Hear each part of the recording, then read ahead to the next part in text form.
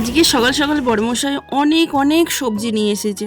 তো চলো তোমাদেরকে এক ঝলক দেখিয়ে দিই কী কী সবজি নিয়ে এসেছে। তার আগে মাছটা নিয়ে এসেছে, মাছটা আগে দেখো ধুয়ে বেছে রেখে দিই। আর এই যে মাছটা কেটে দেয় ওরা ঠিকই, কিন্তু একটু আঁশ তোলে না, পেটির মধ্যে যেমন আঁশ তেমন রয়ে গেছে জানো তো। আর এই আঁশগুলো তুলতে কত দেরি হয়, আর বেলা হয়ে গেছে বলে আমি আর ওপরে গেলাম না জানো তো। তো ভাবলাম যে এইখানেই মাছটা ধুয়ে নিই, কিন্তু এত আঁশ কি বলবো গো গাইস। তো যাই হোক, মাছটা ধুয়ে নিলাম মাছগুলোকে তুলে তুলে। তারপরে এই যে এখন বানাচ্ছি চা। নিচের কাজকর্ম সমস্তটাই হয়ে গেছে, এখন চা বানাচ্ছি। চা না খেলে তো মানে আমার সকালটা মানে কি বলবো কাটেই না ঠিকঠাক। চা খেতেই হবে, তবে চিনি ছাড়াই খাই, চিনিটা খাই না গো। তো নমস্কার বন্ধুরা, কেমন আছো তোমরা সকলে? আশা করছি সকলে ভালো আছো, সুস্থ আছো। আমিও ভালো আছি, কিন্তু প্রচণ্ড গরমে খুব কষ্ট হচ্ছে, কারণ আমি প্রচণ্ড পরিমাণ ঘামি, থাইরয়েড আছে, তার জন্য আমি প্রচণ্ড পরিমাণ ঘামি। আর এই ঘামের জন্য আমার এত কষ্ট হয়, হাতটা যন্ত্রণা করে। তাও কী করবো, একটুখানি হাতটা নাড়াচাড়া করলাম। সন্ধ্যাবেলা করে ব্যায়াম করছি, প্রতিদিন সময় পাচ্ছি না। তোমাদের ওদিকে কেমন গরম অবশ্যই কিন্তু কমেন্টস করে জানিও। আর কে কোথা থেকে দেখছো কিন্তু অবশ্যই একটা কমেন্টস করে দিও, তোমাদের কমেন্টস আমি তুলে ধরবো। আমার খুব ভালো লাগে কমেন্টস পড়তে, কমেন্টস তুলে ধরতে ভীষণ ভীষণ ভালো লাগে। অবশ্যই কিন্তু কমেন্টস করে জানিও। তো চলো চাটা করে নিই। আর আজকের ব্লগটা একটু ছোট্ট মতনই করেছি, খুবই ছোট। তোমরা কিন্তু পুরো ভিডিওটা দেখো, আশা করছি ভালো লাগবে। আমার পুরো দিনের গল্প তোমাদের সঙ্গে শেয়ার করি, কী করি না করি সারাদিনের সংসারের টুকিটাকি কাজ। আর আমরা হাউস ওয়াইফরা সংসারের কাজ ছাড়া কী বা করবো। একটা ছোটোখাটো দোকান আছে, তবে বেচাকেনাটাও তো কম, ওই টুকটাক যেটুকু বেচাকেনা হয় আমার ওতেই চলে যায়। তার সাথে সাথে এই যে ভিডিও করা, ভিডিও তো এডিট করারও মাঝে মাঝে সময় পাই না, এই সমস্ত সংসারের কাজ সামলে তারপরে ধরো দোকানটাও সামলে আবার এডিট করতে হয়। যাই হোক, দু একটা খরিদ্দার এলে তাকে তো দিতে হয়। আর দেখো না, আমি এরকম মোচা খেতে ভালোবাসি বলে বড়মশাই মোচা নিয়ে এসেছে, তাও আবার একটা নয়, দুটো মোচা নিয়ে এসেছে। ভাবো, যখন আমার বড়মশাই বাজার করবে তখন এই রকমই বাজার করবে, আবার যখন যাবে না তো বাজারই থাকবে না, তখন কি রান্না করব আঙুল কামড়াতে হয়, মানে আফসোস করতে হয় যে কী রান্না করব, এই হচ্ছে ব্যাপার। মোচা নিয়ে এসেছে, বরবটি নিয়ে এসেছে, কাঁচা কলা নিয়ে এসেছে, অনেক কটা কাঁচা কলা নিয়ে এসেছে, ঝিঙে, পটল, উচ্ছে, ভেন্ডি, তারপরে আদা। রসুনটা ছিল না, রসুনটা দেখছি অনেকটা রসুন নিয়ে এসেছে। হ্যাঁ, অনেকটা রসুন আমাদের লাগে, কারণ আমাদের প্রায় দিনই মাংস হয়, তাই আমাদের রসুনটা লাগে। সর্ষেটা খুব কম খাই, আদা রসুনের তরকারিটাই আমাদের বেশি খাওয়া হয়। আবার দেখছি বেগুনও নিয়ে এসেছে, আবার দেখছি এটা ডাঁটা নিয়ে এসেছে। এখন আশা করছি ডাঁটার দামটা অনেকটাই হবে। তো ডাঁটাগুলো কি আনার দরকার ছিল বলো দেখিনি, এত কিছু সবজি নিয়ে এসেছে। আর আমার না গরমের সবজি বেশি ভালো লাগে, তোমাদের কি শীতকালের ভালো লাগে? আমার তো শীতকালের ফুলকপি বাঁধাকপি খাওয়া বারণ বলে আমার তো শীতকালের সবজি খেতেই ভালো লাগে না। মানে শীতকালে পটলটার দাম বেশি থাকে, পটল পাওয়া যায় না, উচ্ছে পাওয়া যায় না, ঝিঙে পাওয়া যায় না। আমার গরমের সবজি খেতে ভীষণ ভীষণ ভালো লাগে। হ্যাঁ, গ্রীষ্মকালেও কিন্তু তোমার বাঁধাকপি ফুলকপি সবই কিন্তু পাওয়া যায়। হ্যাঁ, তবে সিজনের জিনিস সিজন, ওই যে আমার খেতে বারণ বলে আমার একটু ভালো লাগে না। তবে বাঁধাকপিও খেতে ভালোবাসি, ফুলকপি খেতেও ভালোবাসি, সবজি মোটামুটি আমি সবই খাই, কিন্তু ওই যে খেতে বারণ বলে আমার একটু ভালো লাগে না। কী খাবো বলো শীতকালে? শীতকালে তো বাঁধাকপি ফুলকপি এগুলো ছাড়া তো মানে সবজিই নেই। তারপরে ক্যাপসিকাম, গাজর, এগুলো তো মানে আছে, কিন্তু এখনও পাওয়া যায়। দেখো না, এক গাদা গাজরও কিনে নিয়ে এসেছি। আর এখন যেহেতু মেয়ের কলেজে পরীক্ষা হচ্ছে, মেয়ে তো এখন টিফিন নিয়ে যাচ্ছে না। অন্য সময় গাজর দিয়ে তোমার গোলা রুটি বানানো হয়, তারপরে তোমার চাউমিন বানানো হয়, বানিয়ে দেওয়া হয়। তো আজকে আমি কি রান্না করব ভেবে পাচ্ছি না। অনেক সবজি থাকলে না দেখবে তোমার মাথার মধ্যে আবার চিন্তা হয়ে যায় যে কি রান্না করব রে বাপু।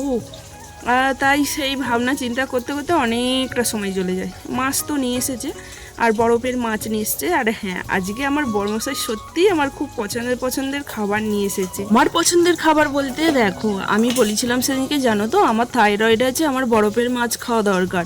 আমার বড়মশাই তো কিছুতেই বরফের মাছ খেতে পছন্দ করে না, ও সবসময় টাটকা জ্যান্ত মাছ নেবে, রুই মাছ হোক জ্যান্ত নেবে, কাতলা জ্যান্ত নেবে, তারপরে যাই মাছ নিক, মৃগেল মাছ নিলেও জ্যান্ত নেবে, সবসময় টাটকা মাছ খাবে।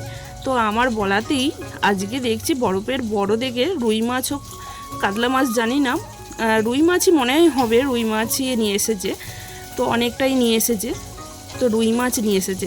তাই বলছি যে বড়মশাই আজকে আমার পছন্দের জিনিস নিয়ে এসেছে, যেমন মোচাটা আমি খেতে ভালোবাসি, মোচা নিয়ে এসেছে, কাঁচা কলা নিয়ে এসেছে। কাঁচা কলাটা তরকারি মানে দেখেই মনে হচ্ছে শুক্তো বানাই। কাঁচা কলা আছে, ডাঁটা আছে, উচ্ছে আছে, বেগুন আছে, নেই শুধু মূলোটা। এই দেখো বরবটিও রয়েছে, কচুর এনেছে, কচু রয়েছে। তো ভাবলাম যে শুক্তো বানাই, কিন্তু শুক্তো বানাতে গেলে অনেকটা দেরি হয়ে যাবে, তাই ভাবলাম যে থাক। আর এই যে এখন মাছের কারি করছি, আর ওদিকে বরবটি আলু ভাজা করব, জানো তো, পোস্ত দিয়ে বরবটি আলু ভাজা করব। মাছের কারিটা হয়ে গেছে, এই যে বরবটি আলু ভাজা করছি। আর ডাল করলে একদম আমাদের ডাল উঠতে চায় না, জানো তো, ডাল কিছুতেই খেতে যায়। বড় মশাই তো মাছ হলে আর অন্য কিচ্ছু খাবার চাই না, আর তবু একটু ডাল করলাম। এই যে দেখো পোস্ত দিয়ে বরবটি আলু ভাজা, খেয়েছো তোমরা কেউ কোনো দিন? অবশ্যই কিন্তু কমেন্টস করে জানিও। তো বরবটিগুলোকে প্রথমেই দিইনি, প্রথমে তেল দিয়েছিলাম, তারপর 5 ফোড়ন দিলাম, তারপরে বরবটিগুলোকে ভেজে নিলাম, লবণ হলুদে ভেজে নিয়ে আলুগুলোকে একটু ভাপিয়ে নিয়েছিলাম, জানো তো। আলু একটু ভাপিয়ে নিই, কারণ আলু ভাপে নিয়ে ভালো। এমনিতেও যাদের সুগার আছে দেখবেন আলু ভাপিয়ে খায়, তো আমি একটু আলুটাকে ভাপিয়ে নিয়েছিলাম, সিদ্ধ হয়েই গেছে। তো ওই আলু বরবটি ভাজা, আর এদিকে দেখো মুসুর ডাল করব, আমড়া দিয়ে করবো, জানো তো। যেহেতু এটা অম্বুবাচীর মধ্যে চলছে, তাই অম্বুবাচীর মধ্যে না আমড়া খেতে হয়। একটা কথা আছে জানো তো, যে গতরে কি আমড়া পোকা হয়েছে, তোমরা কি কেউ শুনেছো এই কথাটা? তো অম্বুবাচীর সময় নাকি আমড়া খেলে সেই গতরে আমড়া পোকাটা নাকি চলে যায়, এরকম একটা কথা আছে। তো চলো, আমাদের তো রান্নাবান্না কমপ্লিট হয়ে গেছে, আর আমি তো রান্না কমপ্লিট করেই একবারে ভাত খেয়ে নিই। সকালে আর মুড়ি টুড়ি কিছুই খাই না, ওই যে চা বিস্কিট খাই, চা বিস্কিট খাওয়ার পরে একেবারে রান্না সেরে ভাত খাই। তো মেয়ে আর আমি ভাত খাবো, বড়মশাইয়ের খাওয়া হয়ে গেছে। বড়মশাই তো এখন তো পান্তা ভাত খাচ্ছে, ও সব বলে আমার জন্য পান্তা ভাত রেখে দেবে, আমার পান্তা ভাত খেতে ভালো লাগে। তো বড়মশাই পান্তা ভাত খেয়ে নিয়েছে, আর আমি আর আমার মেয়ে গরম ভাত খাচ্ছি। আর এখানে দেখুন আজকে মাছের তেলটা একদম পুরে কয়লা হয়ে গেছে, বগলা ছিল, মানে সেটাকে ভাজতে গিয়ে মানে চাপা দিয়েছিলাম, ফুটবে বলে চাপা দিয়েছিলাম, আর পুড়ে গেছে। তো ওটা তো খাবার যোগ্যই না, মানে ফেলেই দিতে হবে, একদমই খাওয়া যাবে না। আর এখানে তো আমার মেয়ে এখন প্রত্যেক দিন একটা করে সিনেমা লাগাচ্ছে, সিনেমা দেখতে দেখতে এখন মা মেয়ে দুজনাই সুন্দর করে এখন ভাতটা খেয়ে নিই।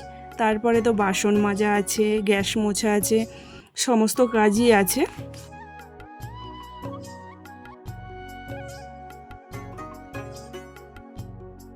চলো, তোমাদেরকে তো আর খাওয়া দাওয়াটাও মানে দেখানো হয়নি, খেলাম এইটুকুই দেখালাম। আসলে আমরা নিচেতেই বসে খাই, তাই দেখানোর সুযোগটা বেশ ভালো হয় না, ক্যামেরাটা অন করার মতন পরিস্থিতিটা ভালো থাকে না। এই যে মুভিটা তখন খেতে বসে কিছুটা দেখেছি, তারপরে মা বুয়া বলছে, মা তুমি এখন দেখবে না মুভি? আর যে লাগা তাহলে একটুখানি দেখি। তো ওরা স্নান টান করেছে, এখন মুভি দেখছি। এখন আমাকে যেতে হবে বড় মাসির বাড়ি, বড় মাসিকে আমি অম্বুবাচী দিতে যাব। তাই এই দেখো বেরিয়ে পড়েছি, প্রচণ্ড গরম দিচ্ছে গো, ফাঁকায় বেরিয়েছি, বুঝতে পারছি যে কি পরিমাণটা যে গরম দিচ্ছে গাইস, কি বলবো। তো দেখো মাসির বাড়ি ট্রেনে করেই যাব। আর এই যেতে যেতে দেখো এইখানে আমাদের করলার দিকে যেতে এই মন্দিরটা পড়ে, খুব সুন্দর বলে, করলার কালী মন্দির বলে এটা। তোমরা যদি কেউ চিনে থাকো অবশ্যই কিন্তু কমেন্টস করে জানিও। আর এই যে আমাদের এটা একটা সোমরা বাজার স্টেশন, আমাদের বলছি সবারই সোমরা বাজার স্টেশন, আর সোমরাই উঠবো, বেহুলাই নামবো। আমার মাসির বাড়ি হচ্ছে বেহুলাই। আর এই যে বেহুলাই দেখো ছানা বিক্রি হয়, সবজি বিক্রি হয়। এই যে একটা বয়স্ক করে মহিলা ছানা নিয়ে যাচ্ছে। তো ট্রেন চলেই এসছে, 5 মিনিট মতো লেট হয়েছে। তো হচ্ছে ট্রেন চলে এসেছে, ওই দেখো ট্রেন আসছে গাইস।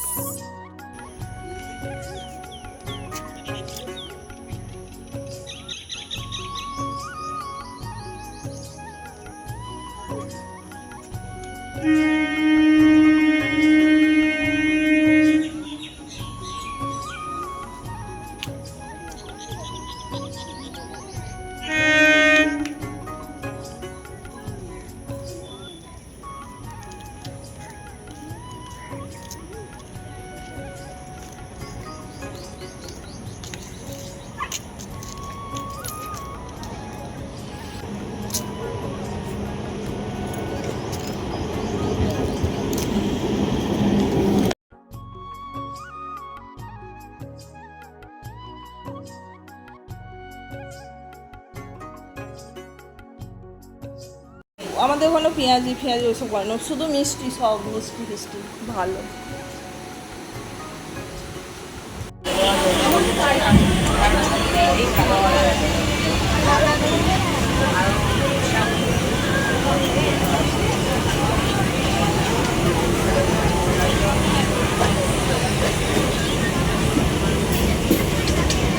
এই গরমে কোথাও ফাঁকাই বেরোনো না, জানলি গলায় যাবে। সুস্থভাবে বেরোবে, অসুস্থ হয়ে ফিরবে। মেঘ উঠলো, এত মেঘ উঠেছে বলে চলে এলাম। হ্যাঁ হ্যাঁ, বৌদি বললো কানলাই, এখনো কানলা থেকে গুটিপাড়াই আসছে, পেয়ে যাবে। বলছি তাহলে চলেই যায়। আমি বলছি তাহলে চলেই যাই, রাত করে তো লাভ নেই। তোর জন্য কিছু নিয়ে আসিনি, কালকে 10-12 ফল নিয়ে আমি আমি কিছু পাইনি না বাজারে। তো মাসির বাড়ি থেকে তাড়াহুড়ো করে চলে এলাম। হ্যাঁ, যে বৃষ্টি আসছে, মেঘ ডাকছে, ওরে বাবারে, বাড়ি এসে পৌঁছেও গেলাম, বৃষ্টিও নেই, মেঘ ডাকাও বন্ধ। আকাশটা একটু মেঘলা মেঘলা করেছে ঠিকই, ওই সাইডটা একটু মেঘলা করেছে, কিন্তু বৃষ্টি কিছুই নেই। আর আমার কন্যা এখন গাছে জল দিয়ে দিচ্ছে। গাইস, কিসে লাগলো রে, কেমন করে আসছিস? গাছে জল দিয়ে দিচ্ছে। এত পরিমাণ গরম দিয়েছে, আর এত রোদের তাপ ছিল, গুমসো গরম, গাছগুলো পুরো শুকিয়ে গেছে। দেখো ওই দিকের গাছটা পুরো ঝিমিয়ে গেছে। গাঁদা গাছ আর গোলাপ গাছ একবারে, গাঁদা গাছেতে ঝাবড়ি হয়ে গেছে, গোলাপ গাছকে ঢাকা দিয়ে দিয়েছে।